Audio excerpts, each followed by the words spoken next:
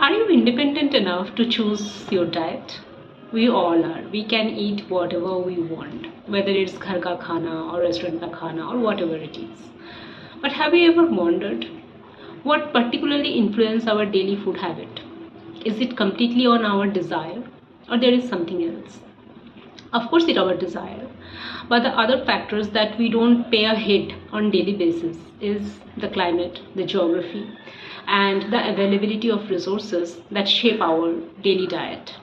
Our ancestors learned from what nature has given to them and which has passed through the bloodline. So, the ghar ka khana is very much different across India and cities, which is, as usual, influenced by the availability of cheap and edible resources offered by the nature, the geography, the climate, and everything. In Bengal, the Bengalis and Maj Bhat, Machi Bhat, is very much synonymous. Why? Are we heavily dependent on fish?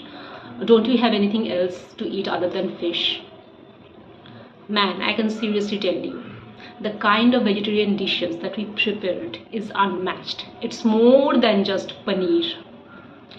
And Maj Bhat is a very nutritious cuisine. It's a very nutritious diet, and why not?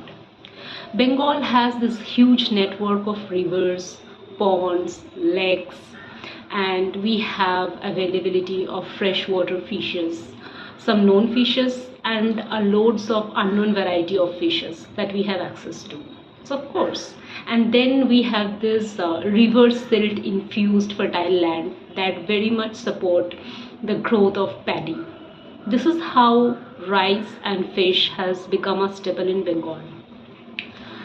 The availability of green leafy vegetables in Bengal is something else. I don't think I have traveled much, but the availability is huge. It's very much local and seasonal.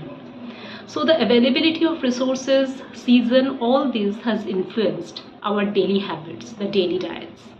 Similarly, if you go to Punjab, their climate, their environment supports the production of wheat. So they have all this wheat-based cuisine like different kinds of paronthe, roti, sarson da saag. The climate favors the growth of these vegetables.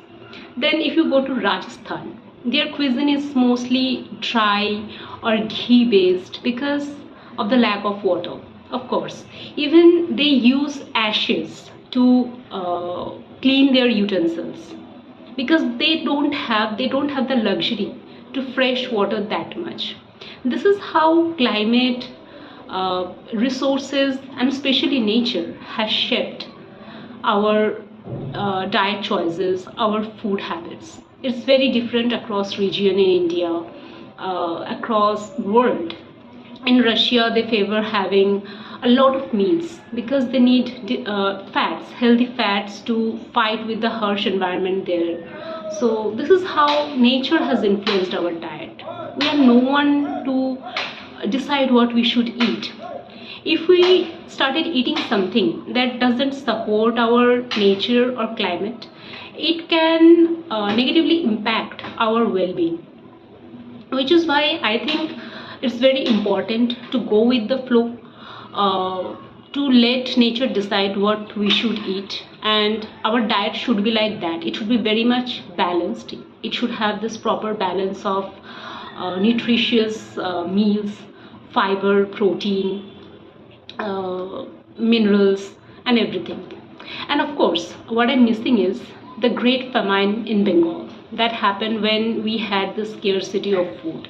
And that extreme situation has taught Bengalis to learn about sustainable eating, not discarding the skin of some vegetables.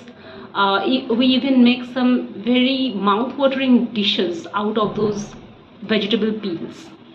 So there are a lot of things, there are a lot of vegetarian dishes that we prepare, but we are mostly known for fish and rice, which I think one of the most nutritious meal in the world.